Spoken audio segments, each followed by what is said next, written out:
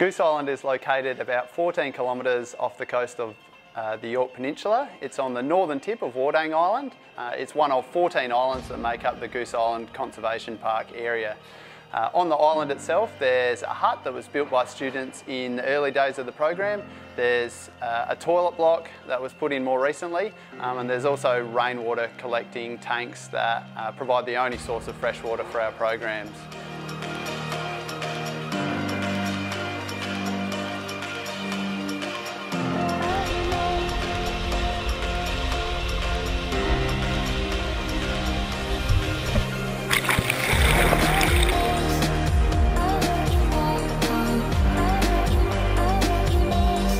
The Goose Island program started after an expedition to Spilsby Island in the mid-60s, and the school decided that they would like an adventure program. So they looked on some maps, discovered Goose Island at the end of Wardang Island, and then first visited by Colin Butler and Charles Fisher in 1966. Since the beginning of the program, Scotch staff have been essential and integral to the makeup of the program. In the early days it was all Scotch staff and a few parents, volunteers and so on. As time passed, outside instructors started to come on the program with specialist skills, but the Scotch staff remained the core of the social fabric, and also with lots of the skills being instructed out there.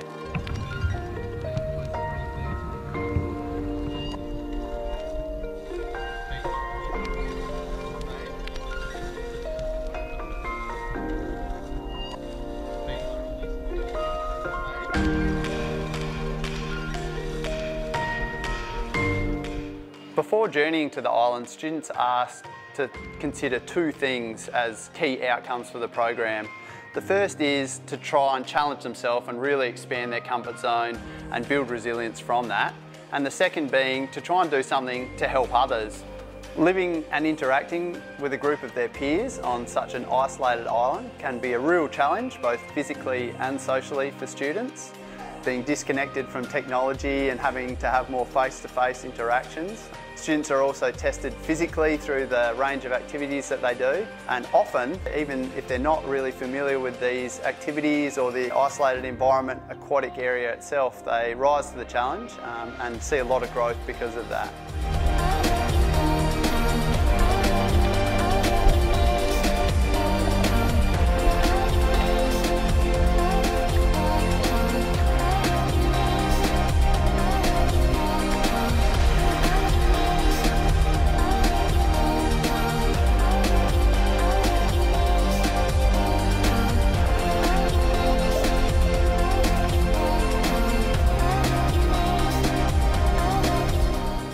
The Goose Island Expedition program is in its 52nd year, and the core values of student and staff relationships and the uniqueness of the environment still remain.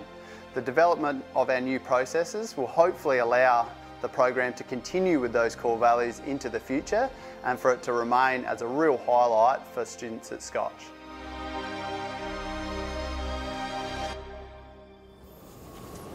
Hi folks, I'm Rob and this is Jono, and that's Goose Island, and I guess what you've seen there is the real reason why we're so passionate about Goose Island as a place. And as Alan mentioned last night, the place is really important, and the place is important to us in that it's not known as a kayaking, sailing, snorkeling camp. It's known as the Goose Island Expedition. It is an isolated island, as you can see, and that's a real key to the program itself. It allows students to have a number of interactions with the marine environment, in the water and out of the water, interactions with each other, so in a technology-free environment, which is really critical, and really importantly, interactions with staff, and at a much deeper level than your normal generic classroom, school-based environment. The program itself has had a lot of staff involvement over the years. So as you saw in the video, staff were the ones who started off in the program, and as the years have gone on, there have been some, there has been a bit of an injection of outdoor instructors, but staff still make up the key, or teaching staff still make up the key components of the program. So we're going to discuss a few things with you today. We're going to discuss what our motivations were for doing some work around the documentation of the Goose program. We're going to look at the actual process itself and what was involved with that. And then really importantly, the third part is we're going to look at how we made it field practical and how we actually developed some robust risk management that could still be used in an easy to use practical field setting. A little bit of intro to myself really briefly. I've been involved with Goose for 10 or 12 years. Been teaching at Scotch for 8 and been the head of outdoor education for the last 3 or so years. As part of that middle school program flow, the Goose program in Year 10 is, I guess, that real peak or the highlight for students before they enter the SACE stage outdoor education environment. I'm now going to hand over to Jono, who will talk a little bit about himself and then flow into our motivations. Thanks, Rob. Jonathan Bannister, or better known as Jono. I've been involved with the Goose program for about 15 years. I do outdoor as a part-time thing. Outside of that, I enjoy my sailing, but fairly competitive, both inshore and offshore. So it's ocean environments, fairly familiar, a little bit of climbing, top rope guide and so on. But other than that, I'm an engineer and have an engineering business in Melbourne. So it presented quite a unique opportunity. Been good mates with Rob, been exposed to the program for 1.5 decades in both an instructional and maintenance capacity. Had a really good understanding of what was going on out there, what we did to make the program work, but also through my professional world had a good idea of what are other industries doing and how are they managing risk and how do they actually get that down to the people on the ground so that it works. And being the guy on the ground here, I understood, at least I think I understand, what the instructors want and can use, but also understand from a compliance point of view what we need to have in place so that we wouldn't be found negligent should an incident unfortunately occur. So to talk about our project motivations, why did we want to do this? Goose is an adventurous learning environment. It's out there, it's 10 miles offshore, a lot of it's uncontrolled. So we wanted to be able to continue to deliver this program while appropriately managing the risks involved. Rob mentioned that the staff are involved. Whether you're a staff or an instructor, staff often don't have the full outdoor education background. They don't have a sailing ticket or a kayaking ticket or whatever. But we would like to be able to use them for those activities out there because it adds so much more to the student experience. Connect with that instructors, outside instructors coming in with a sailing ticket. You can grab a guy with a dinghy sailor ticket from Yachting Australia, that's great. It's probably been on the water 6 times. And suddenly we're out here operating 2-ton Austral 24s with 10 horsepower motors, navigating in shallow water with a 2-metre seaway outside of white rocks and various rocks around the place that you have to anchor and protect when you've got a 20-knot northerly. Big challenges, the qualification doesn't match what we need to manage out there. Look back at wisdom of the past and there's a lot of history. We've been doing it for 52 years where knowledge gets passed down to the various people, and Rob's got more on that later. We wanted to capture that and get that into some documentation and then be able to, I guess, share that and disseminate it to future instructors and staff more quickly without you needing 10 years of learn by osmosis and storytelling. Beautiful. So, what is that wisdom of the past? And obviously, program running for 52 years, as Jono and Mark, a former director in the video, mentioned there, there's been incidents that have occurred, as happens on a lot of outdoor ed programs. We've been lucky that they've only resulted in minor injuries, but there's been a lot of learning from those incidents. One, I guess, story that comes to mind myself, and fact or fiction, this is a story that's been passed down, and how things have kind of flowed in the past on the program about, a rough night, a boat that had lost its mooring, and a staff member went out to try and rescue it, threw the anchor overboard, and then swam to shore and the boat drifted off. The next summer, when the staff were out there, they actually found the anchor on the bottom with the rope still attached because it wasn't tied off. So whether that actually happened or whether it didn't, it'll never happen again because those stories have been passed down. And being only 4 directors of the program in that 52 years, that kind of storytelling and that engaging way of them being able to, teach staff and teach instructors about what's happened has worked really well, along with a really risk-averse culture in the school program. So that wisdom being passed down and that information being, flowed down has been really good, but that doesn't cut it these days. So now Jono's going to discuss a little bit more what we've done to, bring us into the modern era. So exploring the future, we're sitting there going, what do we do from here? So we don't have a lot of documentation, we've got a lot of knowledge, but how do we then move that into a structure that I guess would hold up in the event of an incident occurring? So exploring the future, what do we do? And we'll get into this in more detail, so I'll fly through this bit pretty quickly. We identify the hazards, we manage the risks associated with the hazards, we created a bunch of documents that captures all that information. We then train our people so that our people know how to operate in the way we need them to be safe and deliver the desired outcomes, and then we operate the program. So flick, Rob. So I mentioned there we find the hazards. I think even some of the discussions we've heard here today and hazards and risk get mixed up. Hazards are things that can cause harm. Everything that we talk about in this presentation revolves around you identifying hazards. I think everybody thinks about risk and how do we manage risk, but a lot of people forget that before you can do that, you actually have to know what's going to trip you up in the first place. So what we've put a lot of focus into here and a lot of time and effort early on was identifying those hazards, because then we can deal with them in a systematic way. Rob? After hazards is risk management. Here are the things that can trip us up. What are we going to do to stop it? Go next. Documentation. Once we know these are the things we're going to do to stop it, how do we get that list of dot points into something that's practical that we can use? The first part is to benchmark it and say, okay, here's a set of documents that say how we do things, and that's what we measure ourselves against. Finally, we come up with a bunch of tools that we can use in the field. So, hazards, I said that was really important. A hazard is anything that has the potential to cause harm. The challenge is, how do you identify all the hazards reliably? How can you conclusively say that you got them all? I think the answer is you can't, but you need to try. So what we did was really find a way of narrowing our focus to identify them. Here I've said we section A in lens 1, 2, 3. What we did, we started with a Goose program with the intention of mapping this out across all of Scotch's programs. With the Goose program, we carved it up into sections. So we started from the minute we opened the roller door at school. When we opened the roller door, and we've got to get the boats out of the shed, onto cars, drive them up through Adelaide, 2 hours northwest, and then launch them, get out to the island, get the kids there, get kids and bags on boats and so on. We broke up into every stage until we get to the island. Then all the things we do on the island, the walk around the island, cooking in the kitchen, morning dip, sailing activities, kayaking, snorkeling, whatever it is, surf beach trip. And we can carve the camp up into all these different time increments. So I haven't got the number off the top of my head, but I'd guess 30, maybe 20 different increments. We then applied 3 different lenses to them. And it took us a while to think about what these lenses should be, but what we came up with was environmental, behavioural, and mechanical. So let's take, for example, getting from Port Victoria out to Goose Island, 10-mile trip across the ocean. There's our section.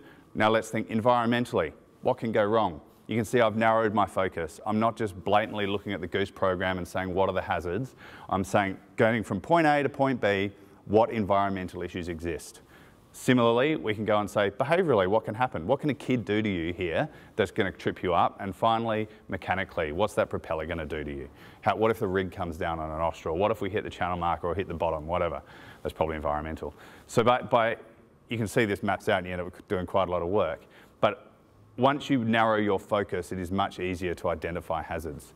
Now, we also had the appropriate people in the room. This is an area we could have done better.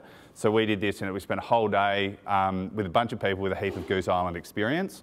What we would have liked to have done and we weren't able to achieve was actually get some people outside of the program in as well. So someone from another school, someone else in industry, someone from a different industry but understands hazard hunts or so on, to be able to give their perspectives as we go. So this is what we ended up with. You end up with, you've got your overall program, you've got these different sections, you've got your 3 different lenses, and then all your hazards start to fall out. Once you've got your hazards, then you can apply risk management. I'm not going to dwell on risk management too much. I think everyone sort of understands that you work out ways of stopping the bad things happening. Flick over. So this is where we ended up with our risk matrix. You can see you can probably see about 1/10 of it there. I think we were something like 300 lines long, 300 cell rows long.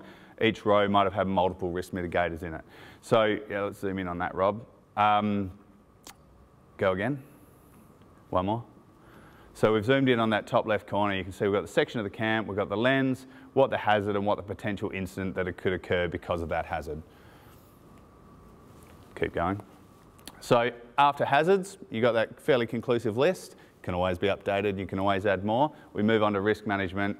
Again, I'll fly through this. You've got your existing risk, apply your mitigators, what's your residual, probability of likelihood and consequence, get it down to an acceptable level. I'm not going to waste time talking about what is an acceptable level. I think that would just open a can of worms. We can start that in questions and answers later if you like.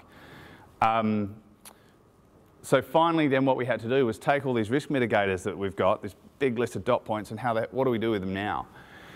So this was a bit of an iterative process of working out, okay, what's the documentation structure that we can put them in? On the right here, we ended up with policies, procedures, manuals, training competencies, any other comments that we wanted, perhaps references or whatever. And we started to say, okay, these risk mitigators will be captured in this document. Go again. So what we had to do there though was work out what is the documentation structure, and as I said, it was iterative, so this slide kind of came before the other one and then back and forth. So we just mind mapped what's going on. We started with Goose Island. It probably should have been out to red, but if you go just as an example to our standard operating procedures, we had specific and general. An example of general is like land transportation. Every camp we go on, we travel in a vehicle. So let's not make that part of the Goose Island SOP, that's a general SOP. We capture everything to do with land transportation out of that risk assessment matrix in our land transportation SOP. Equally, we then have our specific one for Goose Island, and we just start to dump down these list of issues that have come up from that risk assessment matrix. Stew on that for a while, go back and forth for a few weeks, and you end up with a more structured set of documentation. So again, policies, SOPs, manuals, more on that later, that we'll call them a tool. Competencies, same. So we ended up basically with a nice set of headings, and we literally got a Word template, formatted it nicely, and stuck a bunch of headings in it.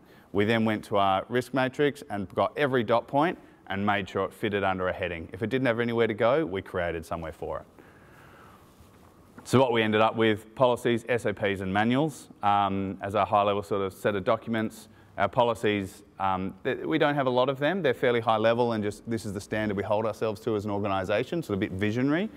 SOPs are the nuts and bolts of how we do it, so exactly what we do. You know, when we hitch the trailer onto the car, we put a cotter pin in to make sure it can't come off. More examples available. SOPs are largely activity specific or location program specific. So we might have one for sailing. If we're sailing at Goose Island, we take the sailing SOP and we plug it in to Goose, and then in the Goose Island specific SOP, there'll be a little section on sailing is the general SOP plus these key points. So the point there is that everything has a single source of information. We don't have, this is how you hook a trailer onto a vehicle under boats, and then you have it somewhere else when you're towing a trailer with climbing gear. Everything only exists in our structure once, and we cross-reference as needed. So I think the key point and the key takeaway is it's all built around hazards. If you haven't got a good, diligent, robust process for identifying your hazards, why are you bothering? If you haven't identified what can go wrong, don't try and solve what's going to go wrong. The risk mitigators, so after your hazards, you do your risk management, you've got all your little things that you do to stop things going wrong, they drive the documentation structure. So by having, use them to populate your documents, and if every dot point is captured in a document, then you've covered everything you said you're going to do. Finally, it's an iterative process to have both a lean, i.e. nothing's in there twice, a lean, readable set of documents. I guess one final thing on that is we don't expect our instructors or our staff to read our SOPs. So don't think that we're about to turn around and say, hey, welcome to the program, here's 200 pages, just get up to speed on that in a half-hour bus ride before we go on camp. What they are is our Bible of how we work. What we do now is create tools that draw on those SOPs and applicable in the field and help us deliver the program the way we've said we will in our SOPs. So on that note, how do we use it in the field? We have a selection of tools. Rob's one of them. So for me, all that stuff that Jono was talking about there, that's the boring side. That's the boring side of it. That's probably all lots of people here have done in the room. Gone through a RES process, we've documented it all down. You put it out there. You rock up as a freelancer myself. I used to rock up on a program. Here's your big REMS document. Follow those mitigation strategies. Not happening. Down it goes. Cool. So we felt like that leaves us open. And we don't want to be handing, as an organisation, we don't want to be handing that to people and saying, that's what we expect. We think we can do better than that. And these things I find really cool. I think they're really great, and the feedback that we've had from staff from running this over the last 1 to 2 years has been really positive in that there's been easy to use things, they help you jog your memory, and they've made people feel more comfortable, because a lot of our staff they might drive a boat at Goose once a year, in that week, and they love it, and they love coming to do that, and they love taking ownership of that, but they only do it once a year, so they're not week in, week out doing it. So there's a number of tools that we developed, program and activity leader manuals, training competencies, critical equipment register, smart checklist, which leads to that QR code that you've got on the seat in front of you in the first 4 rows, and a continuous improvement process. All of these, importantly, are driven from the SOPs. Okay, so the information from the SOPs that are hiding away back there drives down to these things. So the first is the program leader manual, and that's for people like myself that are leading these camps. So again, you can see there key points around things to remember at key times in the program. So I'll just jump in for a second now. Yep. So you have these two, we've got 2 manuals. One, say we run a Goose program, we've got 6 staff, Rob's running the program, I'm just there as an instructor. Rob's got a program leader manual, which has a whole bunch of other stuff in it because he's responsible for all these things that I'm not. As an activity leader who takes a kayaking or a sailing session, I've got a more concise version with a different set of information that's relevant to me. Cool. So there's only 2 of us run the programs at the moment, and that's what we refer to. And a lot of this stuff is, it's a check. You just go back and check. Especially by the time you get to the end of the season, you're pretty refreshed and you don't need to be checking, but it is there, and it's the key points. It's not the things that, there's not 30 points that you need to remember, but it's just those real key things that we've identified. Some things around documentation to make it easier for us, and also make sure that things are written down, because I think that's a big failing of that documentation process. If you want to record an incident, or a near miss. Or a near miss, you might need to pull out some big form to do it. It doesn't happen until late at night once everything's done, and then maybe it just doesn't happen. So these are in the manuals, they're easy to access, and they're easy to fill out. Talk about what a manual is, physically. So yeah, that's a really good point. A manual, we've developed them so they can go in your PFD and you have them with them. If you're running a kayaking session, you've got it with you as you go down there. They're A5 bound, waterproof, rip-proof paper. So you can take that with you, you can get it wet, you can have it there with you for a number of reasons that you'll see in a couple of slides. And you've got enough pages to get through a whole season. So a whole November, 1 manual for you for that year. Beautiful. Activity leader manuals, as Jono said, people that come along, so this could be a staff member, it could be an outdoor instructor, but coming along to run kayaking, sailing, snorkeling activities at Goose Island. So this involves same sort of thing, key points to try and jog people's memory or refresh their memory, or give people that are training and coming up towards becoming a leader the information that they need. So things like maps that we've I think developed. a key point on that one there, there's this little red zone in here that you don't go through, but if you haven't been there for a year and you've only been there twice, you could happily think you can drive a boat through there, and before you know it, you've done a propeller. Yeah. And it'd be easy for us to assume, oh, of course, everyone knows that, you know that. Now that instructor has the option on the bus to just flick, oh yeah, oh, I didn't know that, lucky I saw that. Again, I guess a teacher coming back, designer tech teacher who comes on our programs, drives the boats, rocks up at Port Victoria over here on the right-hand side of the screen there, and it's blowing 15 knots. There's a little bit of a sea state going on. They've got to get on the inflatable and drive a bunch of kids across. Good to have, just a quick refresher of the things they need to do. There's also some info around program-specific stuff for us. Filling saltwater tanks is important. Boat safety checks, that kind of leads back to that map thing. You can check it on the bus, have a look on the way over, oh yeah, that's the key things I need to remember. You could have a look in your tent at night, really get down to the boat things. 30 seconds before the kids and check it. Yeah. Along with probably emergency response stuff, which for us, we haven't had to deal with. Fortunately, we haven't had to deal with emergency response stuff in the past. So I don't know, I don't remember who to call, I don't remember, that stuff doesn't stick in my mind probably to the level that it needs to. So it's there, I've got it with me. If something does go down, then the information is there and I can quickly refer to it if I need to.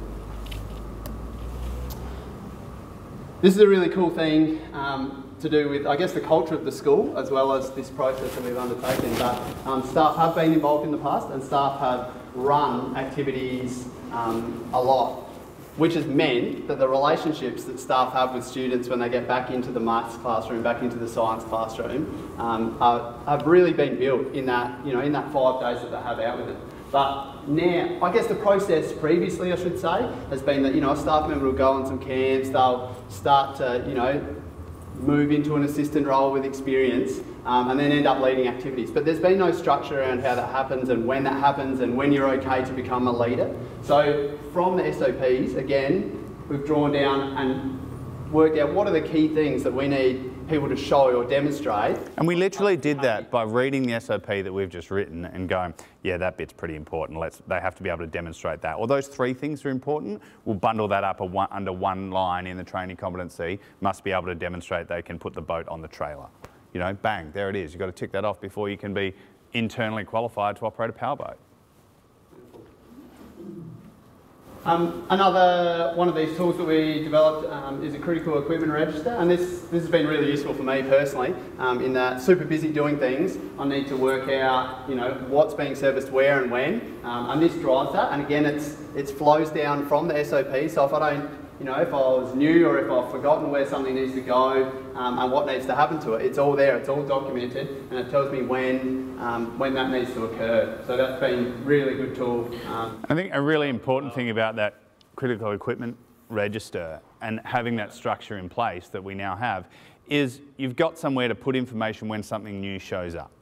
So, and we've got an example. Recently a boat got towed back 2 hours, and when I got back to school, the D-shackle, or not the shackle, the actual D-loop on the front of the boat had corroded and was off, and the boat wasn't even secured on the trailer. It was fortunate that nothing happened, but so you think, okay, well, what do we do about that? And you replace the D-shackle and away you go, and who cares? But no, you now sit there and go, okay, that was a near miss, that could have been quite severe. It's a cheap part, the boats go to get annual maintenance anyway. Every 3 years, new D-shackle on the main tow point, which is also what we anchor and moor them off. So put that in, now every 3 years that shows up as something we need to do. Simple, we've solved that problem, and it wasn't hard. It wasn't, how do I've got to remember in 3 years to do that, write a sticky note, put it somewhere. It's now just in 5 minutes, Rob can put that in, set some conditional formatting around when that next needs to happen, done. It'll just show up at that service. Again, how do we make it practical? How do we make it easy? How do we make it not a long task to do? Another tool was the smart checklist that we looked at, developing. These are through Google Forms, and if you have got a QR code scanner on your phone, you can have a scan of that. Out of interest, how many people here would use vehicle checklists or for their programs have people doing them, and how many would actually use them? And how many people get frustrated by people not doing them? Yeah, and how many people, when they do get done, actually record that you've done them so that you've got evidence when you do have that car crash in 6 years that you've been doing them for the last 10 years? Yeah, not many. So we diminish the numbers pretty quickly there. This aims to fix all of that. And the great bit about that is when it's done on a device. So scan the code in the shed, trailer with an Austral on it's going out, code gets scanned, form gets filled out, everything's on there, it's all been checked over, and then it just goes pumped straight into a spreadsheet. So that information is logged and it's there and it's easy. Okay, so if something did happen down the track, we can work out, yeah, that was checked before it went out. And the motivator there is just to think about, another, perhaps not the Goose program, but Rob's got 120 Year 8s out right now, and they left in, I think, 6 different groups, all from the one location in one morning at 8 AM. You've got 6 buses, a couple of other vehicles going, and you've got one of your instructors, hey Rob, where's the vehicle inspection checklist, and then what happens to it afterwards? It just doesn't get done, whereas now all he says is all instructors, you just need to have a QR code scanner on your phone, and if not, borrow a phone, if somebody will have one you can use. And then there's stickers on the vehicle doors, or if it's a rental, you just stick a bit of paper with the QR code on the front seat. Same with the boats, have them on it, the safety boxes on the boats have them, and so on. Hey, check that, bang, and as Rob said, it's fully recorded, date stamped, who did it, and if we ever had to prove that we do them, we just open our Google spreadsheet, and there they all are. some really cool other application with regard to assessment as well in the outdoors. If you're interested, you can chat after about that. 30 minutes. So this is what Jono was talking about a little bit before, the continuous improvement register, and where we record things when incidents happen. Where does it go? It gets logged down somewhere, and then it gets, you flow across and work out who's actioning it, when it's going to be actioned, and then it has to be done. And how that flows back in is really important as well. So it goes from that register, it goes back through the process that Jono was explaining before, and we make sure it ends up, okay, in those manuals and in those training competencies. So then when the program runs the year after or the next time that vehicle goes out, we've got those risk mitigators in place. So for the example before about a de-shackle braking, there's now in those manuals, every time you stop, you do a walk around the vehicle and the trailer to make sure that that's okay. All right, so that's sort of, how so we replace the part more often, and we've put a behavioural stop in there as well. And I think that having that register there is just so that you've got somewhere to park that idea. So you don't have to worry about it at the time, mid-program, just get it in there, and then you can deal with it in 2 months' time in that the ebb and flow cycle that is out to red when you're running internal programs. I think the continuous improvement and the continuous review process is certainly where we've still got some work to do. We have the ability and the structures in place to quickly capture those one-offs. Where we still have to do some work is how do we do an overall review? So if we want to review our Goose Island procedure, when do we do that? How frequently should we do that? Who should we have in the room? Do we start with a whole new hazard hunt? How do we handle that? We haven't probably fully grasped that, and how we then modify those documents, and what if we change a training competency? How do we make sure the people who have that competency already understand the update? We've got a bit of work to do on that, the continuous review process, but hey, we've come a long way. One more? Just part of that feedback cycle as well that everyone uses, that continuous loop of, finding issues, or if an incident occurs, flowing it around and feeding it back into how that's implemented in your programs. Done. Do you want to introduce Q&A a little bit? Now we're going to the pub. We've got a little wrap up after this about a little bit more to do with not so much the risk side of the program, it's more to do with the environment. But we've got 6 minutes. I'd like to open the floor now, I guess, to maybe some questions about the program or about the process before we do that. I thought it might be a good time. How long did it take you to do before? A while. Yeah. So I wouldn't want to do it again. So the way that got structured, I did it outside of my normal job, a lot of it. Obviously, gathering the hazard stuff we did as a group, and I live in Melbourne, but we all went to Adelaide. I also had an undergraduate engineer working for me at the time who was desperate for a bit of work, so that was perfect. She was very capable. So we got, that was pretty simple. That hazard hunt was a day. I think we probably could have gone a little bit more and with some other people involved. After that, going through the risk mitigators, it wasn't that hard for us because I've been involved in the program for 15 years and I could go through those risk mitigators and list down everything we already do. Occasionally I'd be like, what do we actually do there? Call to Rob, or Rob did a few of the snorkeling ones, or some of the things that I've been less involved in. We called in a couple of the other instructors to do some of that. And during that process as well, we have found some things that we do differently now by going through that process to what we always did before. So I think that was, probably a week or two full time if you were to go through that properly. And then I think you need to spend longer just thinking about that structure that can work for you. With what we've done now and some help we could perhaps give you I think we could shortcut that because we've thought about it a fair bit, and I think what we've done is quite adaptable. And that gets you to the point of, okay, I've got my risk assessment matrix, I've got my hazards, I've got my risk mitigators, I've got a structure, then the really fun bit begins, populating the documents. And that can be pretty tedious. And I think it's one of the big barriers for people to be able to do this. It was unique. I've done a fair bit of this sort of stuff in my professional world. So it wasn't that arduous to pull up a Word doc and just start smashing stuff in and have the table of contents working and all of that sort of stuff. But you threw me off. Oh, good snake. So yeah, that wasn't overly arduous, but I can see that being a real barrier for people who haven't had the exposure that I had of 10 years in professional engineering to be able to execute that. Yeah, but there was definitely probably at least a couple of weeks worth of work there and just populating the document. And Rob's now picking that up for all the other programs. I guess the point in that as well is that we should have mentioned before is that the practice that was happening was pretty much what we documented. There were a few little things that came in as a part of the process, but what was happening was actually really, really good on the program. It wasn't well documented, but the practice that was actually being undertaken was great. So most of that process was just documenting what we already do, or what we already did. Yeah. Anything else?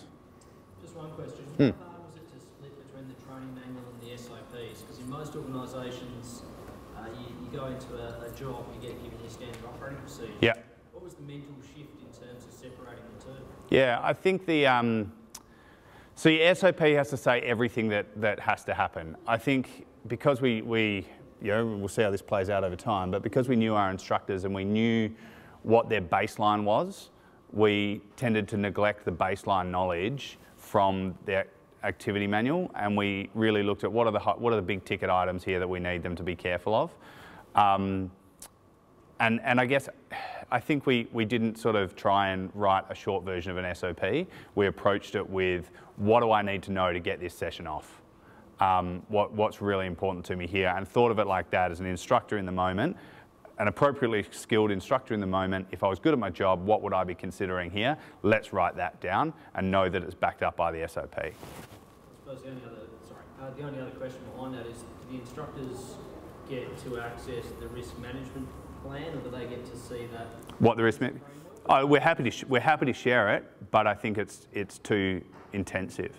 You know, to read through that and understand it, and what we write as a quick dot point, I think would just be, well, what does that really mean? And you can have it in 10 minutes, you'd be over it. So the whole point is to get it out of that into a more readable document, which is SOP. So if they want to understand what's in the risk matrix, go to the SOP. Really, stick to the tools we've given, because they're going to cover you. And you're still going to have a training competency along the way where you're going to be checked off by guys that have been doing it for 15 years. Just say, yeah, you've ticked all your boxes. You know where that rock is. You can drive a boat. You know all the tricks. You're good to go.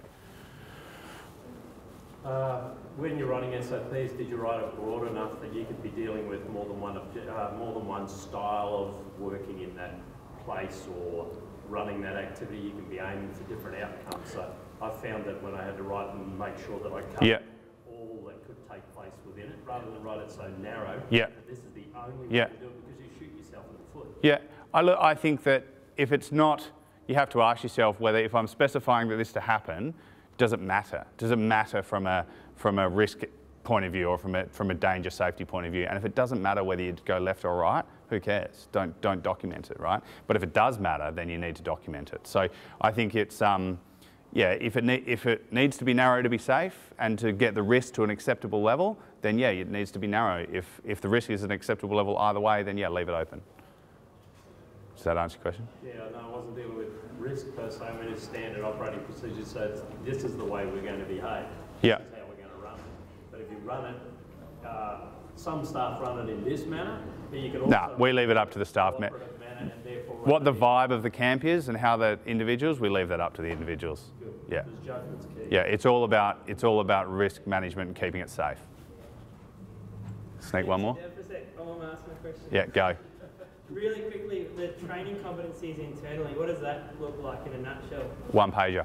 Yeah, right. So is that something that's checked off when you said, like, it's the staff, experienced staff mentoring? Is that how it works? Totally. And so the other part is, on the program, do you require staff to come on as, for lack of a better word, assistants to witness it in order to gain competencies? Is there more layers than that? Not much more.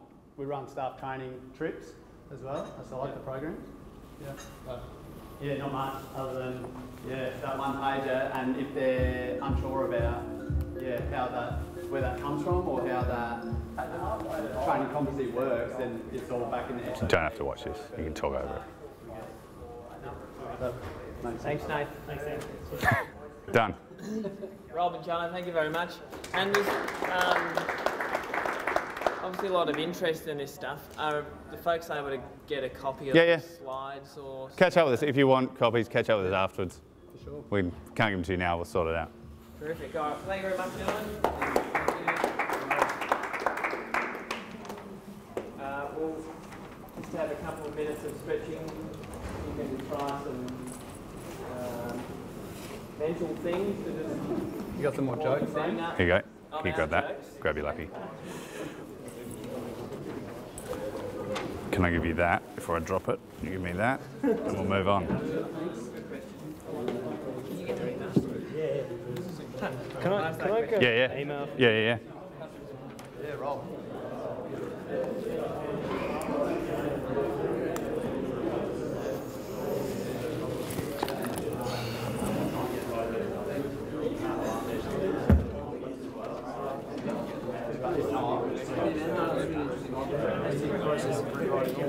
Hooray! So, yeah, good place. Rob, how do I turn that off? Just turn off? Yeah. That's all I gotta do? Yeah. Good Yeah, talk, cool. boys. No worries. Thank you. Yeah, I'll send them through. Easy. So, I'm sorry I jumped that question. No, that's all right. No. I'm sort of struggling through the early iteration of what it sounds like you guys have done. Yeah. Yeah. Pretty exciting to see going for a bit. validating Yeah. the efforts. But Yeah. is it possible for a start to get a copy of your slideshow? Yeah, for sure. Go over it. Yep. Yeah. That'd be awesome. Thank you. Yeah. We'll pull the movie out of it, then it won't be a gigabyte, and then you can have the rest. Yeah. Yeah, thanks. There you go.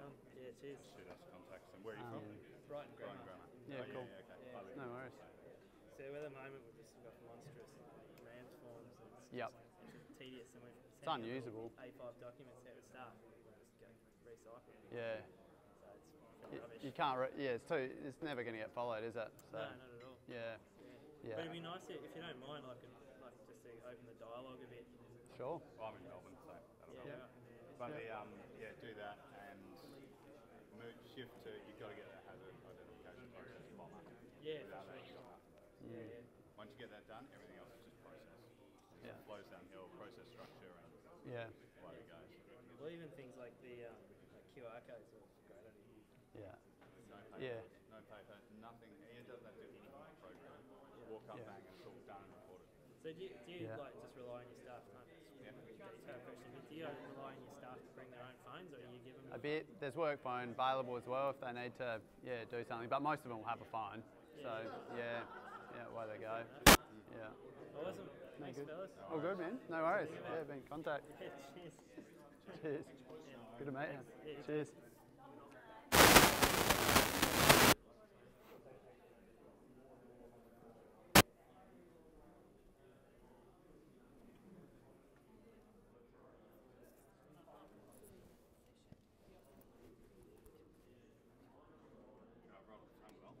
Good work. Real well. That was good, man.